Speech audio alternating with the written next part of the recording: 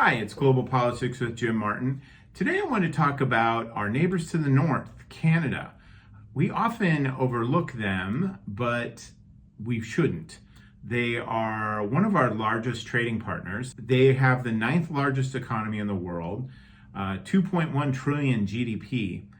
Their people enjoy a fair standard of living with a GDP per capita of $53,000 per citizen.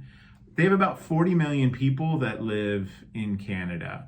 90% of them live within about 150 miles of the border, and their population has been growing due to their relatively open immigration policies. The Canadian economy is based on, it's a very diverse economy. Of course, they're a massive producer of petroleum from the truly incredibly huge oil sands. They also have natural gas reserves, which could be the largest in the world.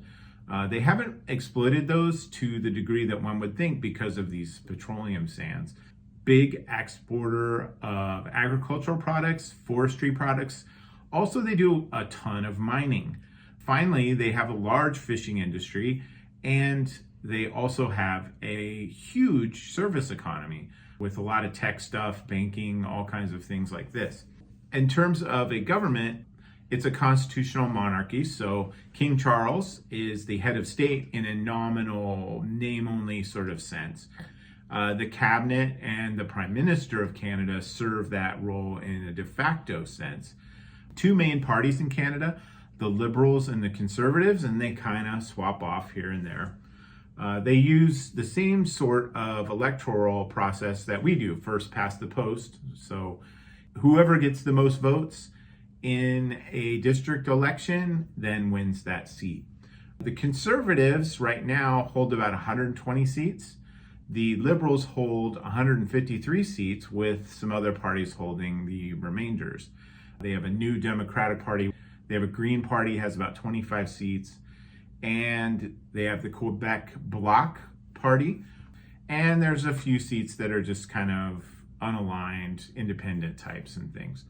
Justin Trudeau has been the prime minister for the last several years, since I think 2015. He has been quite popular for some time, but in the last few years has really kind of run into some rough waters. He heads a minority government for the past, 6 years. So he had a majority from 2015 to I think about 2019.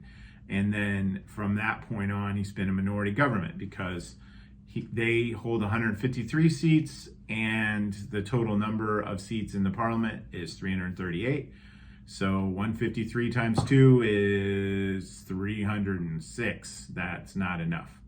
He's not very popular these days. Canada has some inflation problems, like many places, and their economic growth has stagnated. Last year, GDP growth was about 1%-ish.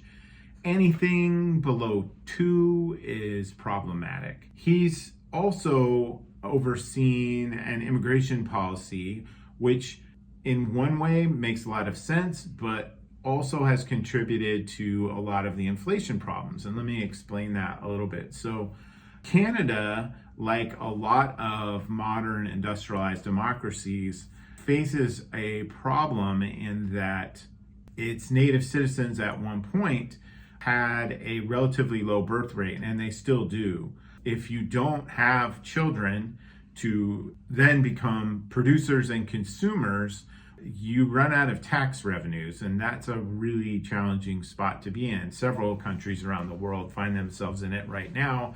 Canada saw this coming some decades back and created a very liberal, very open immigration policy.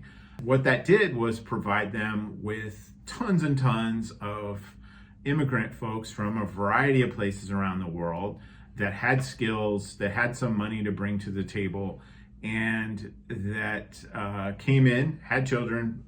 You've got more taxpayers. Not a bad way to move when you're faced with the intractable problem of a demographic decline. What happens when these people come, and they came in droves, particularly in the last 6 or 7 years, is that they need places to live. And so when you're talking about urban areas where most of these folks live, because that's where most of the jobs are, you have pressures that we are familiar with right here in this town that I live in. Rents and the cost of living jump. And that is one of the problems that has led to this inflationary period in Canada. So he has always been a very charismatic sort of prime minister, and for many years that kind of carried the day. However, he's had a couple of scandals involving a few charities that he was involved with. Ultimately, he was cleared of those things, but that wasn't great. And these economic problems have kind of weighed him down. Most recently, he has faced a real challenge in that his finance minister, one of his staunchest supporters for many years, Chrystia Freeland, left. She resigned from his government. She is incredibly intelligent and very skillful and knows her stuff. So this is problematic. So he named kind of a stuffed shirt guy to replace her, but that's really not going to do the job. Freeland was apparently upset about the policy directions that Trudeau is suggesting, and possibly his kind of kiss the ring moment when he went to Mar-a-Lago after Trump's electoral victory in the United States. She really thinks that Canada should throw its muscle around a bit more, and Trudeau doesn't appear that he is willing to do that. There's some other problems. You can Google her resignation letter and see what she had to say, but she was polite, as we would suspect, but clearly frustrated with the lack of progress in a number of fronts. She could eventually be a challenger to his leadership of the Liberal Party, but he has more pressing concerns. There are pressures on him within his own party to just simply resign. So, like a lot of countries, we see a rightward movement